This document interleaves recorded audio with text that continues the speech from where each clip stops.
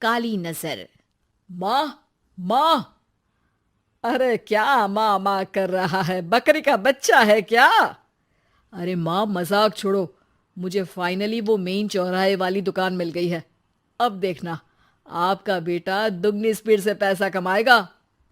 ओफो, ये क्या? मेरी ऑनलाइन मेकअप क्लास चल रही है। इतनी जोर से क्यों बोल रहे हो आप दोनों? अरे मेरी धर्म पत्नी जी, मेकअप क्लास बाद में करना।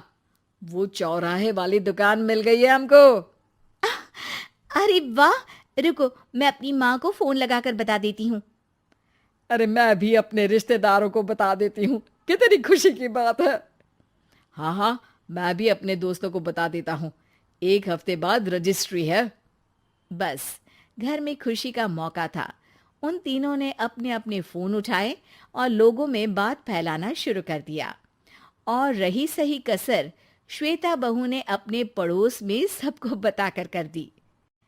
अरे वर्मा आंटी, अब हम भी जल्दी कार ले लेंगे।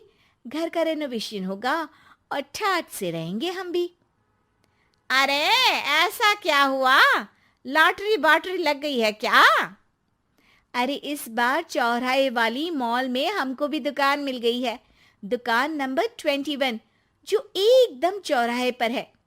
अब ग्राहक बढ़ेंगे तो आमदनी भी बढ़ेगी ही ना। अरे वाह, कितनी खुशी की बात है।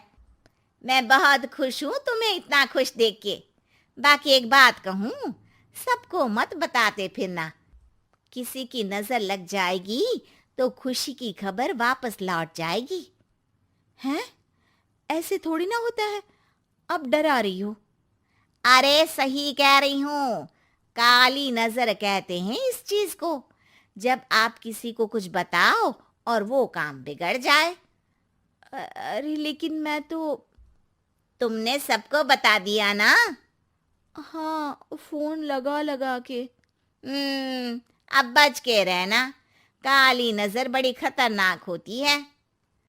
श्वेता इतनी खुश रहती है कि वो वर्मा आंटी की बात पर ध्यान ही नहीं देती, जबकि पड़ोस में और भी लोगों से खुशी की खबर शेयर करती रहती है। अगले दिन राजेश बहुत दुखी होकर घर आता है। अरे बेटा, क्या हुआ? मुंह क्यों सूजा हुआ है? मधुमक्खी ने काट लिया क्या? माँ, वो दुकान किसी और के पास चली गई। किसी ने ज्यादा भाव लगा दिया। अरे पर बात तो आपसे हुई थी ना उस दुकान वाले की। हाँ, आज मैं टोकन अमाउंट देने गया था, तब मुझे पता चला। कोई आकर सुबह मुझसे पहले ही ज्यादा अमाउंट दे गया। हम्म, काली नजर। क्या? क्या कहा? वर्मा आंटी ने समझाया था कि किसी को बताना मत, वरना काली नजर लग जाएगी। अच्छा, तुम्हें उनकी बात मान लेनी चाहिए थी।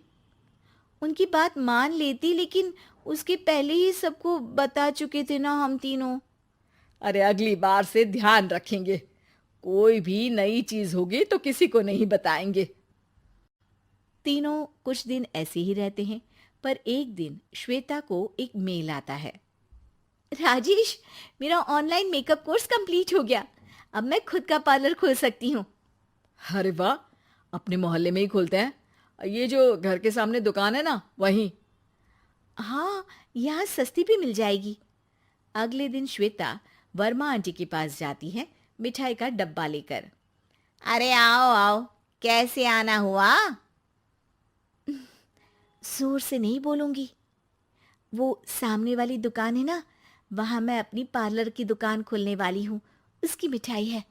अरे वाह, बहुत बधाई हो तुमको। हाँ, मैं कमाने लगूंगी तो राजेश पर पूरे घर का बोझ नहीं रहेगा ना आंटी जी। ये तो है। पर ये बता कि तूने ये बात किसी और को तो नहीं बताई ना? अरे नहीं नहीं, पिछली बार गलती कर दी थी। काली नजर लगी किसी की और राजेश के हाथ से वो दुकान चली गई थी। सबको मत बताना। चलो मैं चलती हूँ, कल दुकान की बात करने भी तो जाना है। अगले दिन श्वेता दुकान के लिए मालिक से बात करने जाती है। अरे लेकिन दुकान तो हम कल रात को ही किसी को दे चुके हैं। कल ही? हाँ, कल ही। 2 दिन बाद कोई यहाँ पार्लर भी खोल लेगा। अब कहीं और दुकान देख लीजिए। अरे पर हमको भी तो पार्लर ही खोलना था। हाँ भाई, ये एक ही दुकान है, आधी आधी तो नहीं दे सकता ना मैं। राजेश और श्वेता घर पर हताश होकर आ जाते हैं। इस बार तो किसी को बताया भी नहीं था, अब किसकी काली नजर लग सकती है। सुनो, तुमने माँ को बताया था क्या? अरे कैसी बात कर रही हो, माँ की नजर थोड़ी ना लगेगी। पक्का तुमने किसी को नहीं बताया था ना?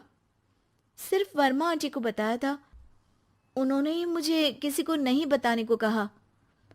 अरे यार, तुम भी सही हो, मेरी माँ को नहीं बताने को कह रही हो, पर वर्मा आंटी को बताना तुम्हें जरूरी लगा। अरे वर्मा आंटी ने ही तो काली नजर के बारे में बताया था ना, वो हमेशा हमारा भला ही तो चाहती हैं। मेरी माँ भी हमारा भला ही चाहती है। अरे पर चिल्ला क्यों रहे हो? बात नहीं कर सकते क्या आराम से? नहीं आता वो आराम से बात करना, और करना भी नहीं चाहता हूं मैं। दुकान जाने का दुख गुस्से में बदल गया था और राजेश और श्वेता में बात बंद हो गई थी। 2 दिन बाद मोहल्ले में पार्लर का इनॉग्रेशन हुआ, जिसमें मोहल्ले के सभी लोगों को बुलाया गया, पर श्वेता, राजेश और माँ नहीं जाते। माँ, अंदर आ जाओ, क्या देख रही हो? अरे नया पार्लर देख रही हूं अपने आंगन से।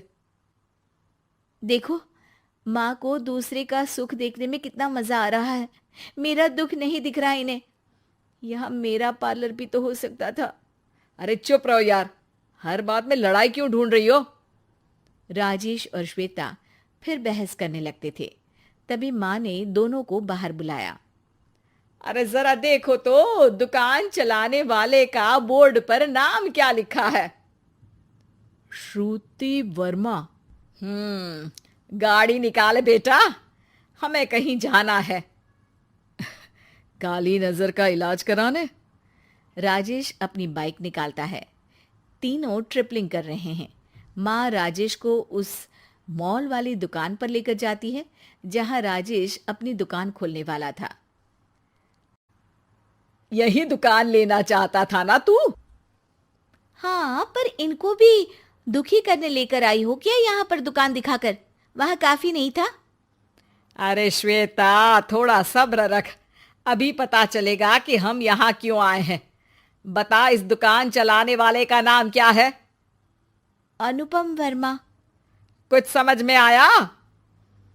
वो दुकान वाली श्रुति वर्मा, ये दुकान वाला अनुपम वर्मा, और हमारे पड़ोस में हमने उस दुकानों के बारे में बताया किसको था? अब वर्मा आंटी को। मतलब वर्मा आंटी ही हमारा काम बिगाड़ रही है? नहीं नहीं, ऐसा नहीं हो सकता, ये बस इत्तेफाक है। राजेश अपना फोन निकालता है और श्रुति वर्मा और अनुपम वर्मा के नाम फेसबुक पर सर्च करता है, जहां ये दोनों ही वर्मा आंटी के रिश्तेदार होते हैं। श्वेता को समझ में आ जाता है कि वर्मा आंटी की ही नजर काली नजर है। अब क्या करना है? कोई भी खुशी की खबर हो तो काली नजर से बचना है, यानी वर्मा आंटी से बचना है। अरे पर मुझे ये समझ में नहीं आया कि वो हमारे साथ ऐसा क्यों करेंगी।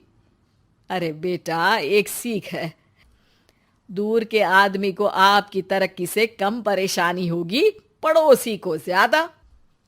दोनों माँ की बात में हामी भरते हैं और अगला काम चुपचाप करने की कसम खाते हैं, ताकि आगे से वर्मा आंटी कोई काम ना बिगाड़ सके।